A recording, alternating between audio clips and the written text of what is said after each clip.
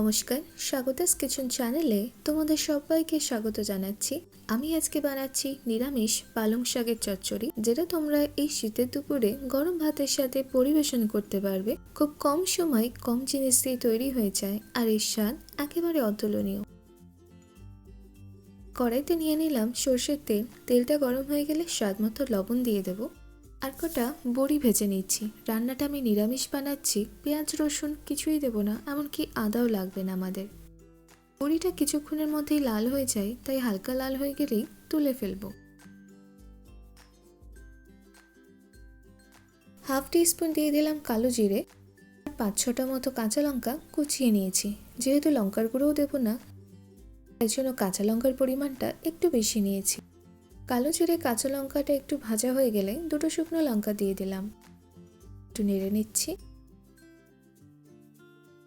আলু আর বেগুন আমি ডুমো করে কেটে নিয়েছি। অনেকেই শুধু বেগুন বা শুধু আলু দিয়েও করে, আমি এখানে আলু আর বেগুন নিয়েছি। আলু বেগুনটা হালকা ভেজে নেব, খুব বেশি লাল করার প্রয়োজন নেই, কারণ শাকের মধ্যে থাকবে। আর 1.5 টিস্পুন দিয়ে দিলাম হলুদের গুঁড়ো।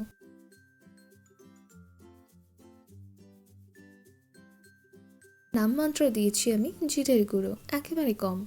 মিশিয়ে নিলাম ভালো করে। এবার আমরা কেটে ধুয়ে রাখা পালং শাকটা দিয়ে দেব। এখানে ভালো করে আমার মা ধুয়ে পরিষ্কার করে কুচিয়ে দিয়েছে শাকটা। দিয়ে দিলাম সবজির ওপরে। হালকা নাড়াচাড়া করে ঢাকা দিয়ে দেব, যাতে শাকটা নরম হয়ে গেলে আমরা এটা নাড়তে পারি।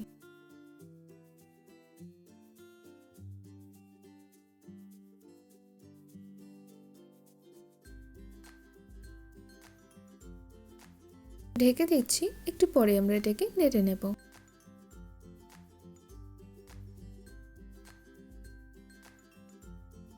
প্রায় 4 থেকে 5 মিনিট হয়ে গেছে। শাকটা দেখো নরম হয়ে গেছে। এইভাবে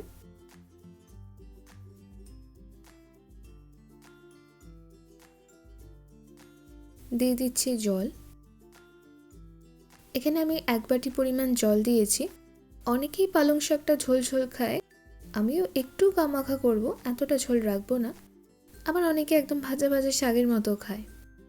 তো শাকটা ভালো করে মিশিয়ে নেওয়ার পর যখন গরম জলটা দেওয়ার পর যখন এরকম ফুট চলে আসবে, ভেজে রাখা বড়িগুলো উপর থেকে দিয়ে দেবো এইভাবে, আর ঢাকা দিয়ে দেবো। ফ্লেমটা করে দেবো লো মিডিয়ামে। 7 থেকে 8 মিনিট ঢাকা দিয়ে হতে দেবো।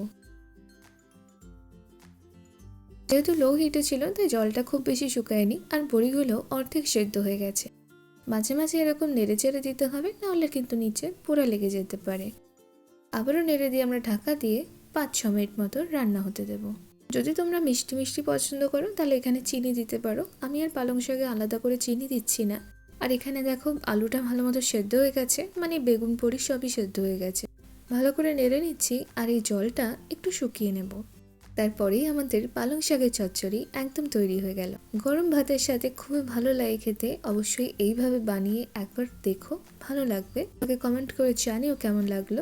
আর ভিডিওটা যদি তোমাদের ভালো লাগে, তাহলে অবশ্যই লাইক, কমেন্ট, শেয়ার আর সাবস্ক্রাইব করে দিও আমার চ্যানেলটাকে। যারা ফেসবুক পেজে দেখছো, অবশ্যই পেজটাকে ফলো করে দিও। ধন্যবাদ।